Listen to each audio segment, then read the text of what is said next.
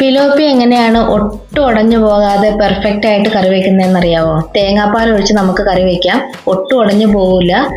ഇതിനായിട്ട് ഒരു ചട്ടി അടുപ്പത്ത് വെച്ചിട്ടുണ്ട്.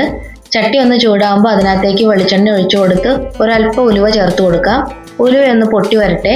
ആ സമയം കൊണ്ട് ഒരു 7-8 അല്ലി ചെറിയുള്ളിയാണിത്. ചെറിയുള്ളി ചെറുതായിട്ട് വട്ടത്തിലരിഞ്ഞത് അതൊന്ന് ചേർത്ത് കൊടുക്കാം.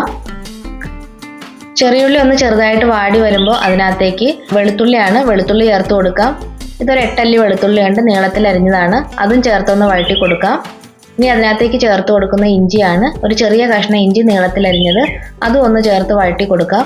ഇതൊന്ന് ചെറുതായിട്ട് വഴണ്ട് വരുമ്പോഴത്തേക്കും അതിനകത്തേക്ക് കറിക്ക് ആവശ്യമുള്ള കറിവേപ്പിലയാണ് ചേർത്ത് കൊടുക്കുന്നത്. കറിവേപ്പിലയും ചേർത്ത് കൊടുത്ത് നന്നായിട്ടൊന്ന് ഇളക്കി കൊടുക്കാം.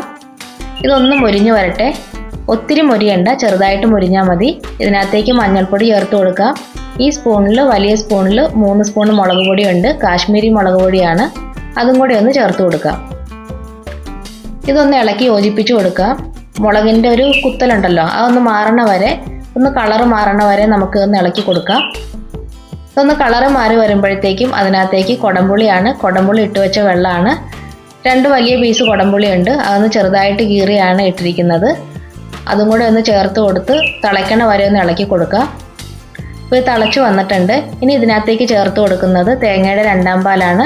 2-ാം പാല് പിഴിഞ്ഞ് വെച്ചതും ഒരു പാത്രം വെള്ളവും കൂടെ ചേർത്ത് കൊടുക്കാം. പാലെടുത്ത് അതേ അളവിൽ തന്നെയാണ് വെള്ളം ചേർത്ത് കൊടുത്തിട്ടുണ്ട്. ഇനി 2 സ്പൂൺ വലിയ സ്പൂണിൽ ഉപ്പ് ചേർത്ത് കൊടുക്കുന്നുണ്ട്. ഇനി ഇതൊന്ന് തിളയ്ക്കട്ടെ. തിളച്ച് വന്നിട്ട് വേണം അതിനകത്തേക്ക് മീൻ ചേർത്ത് കൊടുക്കാൻ. ഇപ്പോൾ പുളിയൊക്കെ നന്നായിട്ട് ഇറങ്ങിയിട്ടുണ്ടാവും. ഈ സമയത്ത് വേണം മീൻ ചേർത്ത് കൊടുക്കാൻ. ഇത് പിലോപ്പി മീനിൻ്റെ നടുക്കഷ്ണങ്ങൾ മാത്രമേ ഉള്ളൂ. വാലും തലയൊക്കെ വറുത്ത് നേരത്തെ തിന്നു, അതുകൊണ്ട് ഇനി നടുക്കഷ്ണം മാത്രമേ ഉള്ളൂ.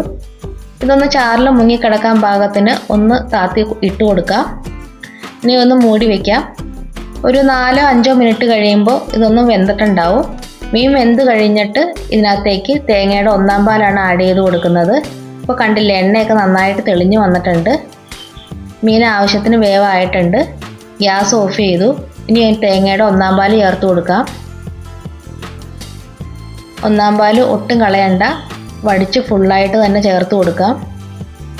ഇനി അവസാനമായിട്ട് ഇതിനകത്തേക്ക് ഒരു അല്പം കറിവേപ്പിലയാണ് ചേർത്ത് കൊടുക്കുന്നത്. കറിവേപ്പിലയും കൂടെ ചേർത്ത് കൊടുത്തു കഴിഞ്ഞാൽ ചട്ടി ഒന്ന് ചുറ്റിച്ചു കൊടുക്കാം.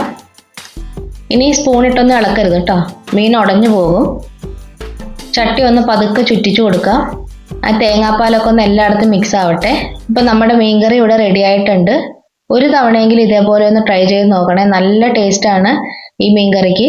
ചാറ് നല്ല ടേസ്റ്റാണ്. കുടംപുളി ഇട്ട് തന്നെ വയ്ക്കണം. എല്ലാവരും ഒന്ന് ട്രൈ ചെയ്ത് നോക്കിയിട്ട് ഫീഡ്ബാക്ക് അറിയിക്കണം. ഇഷ്ടമായ ചാനൽ ഒന്ന് ലൈക്ക് ചെയ്ത് ഷെയർ ചെയ്ത് സബ്സ്ക്രൈബ് ചെയ്യണേ. താങ്ക്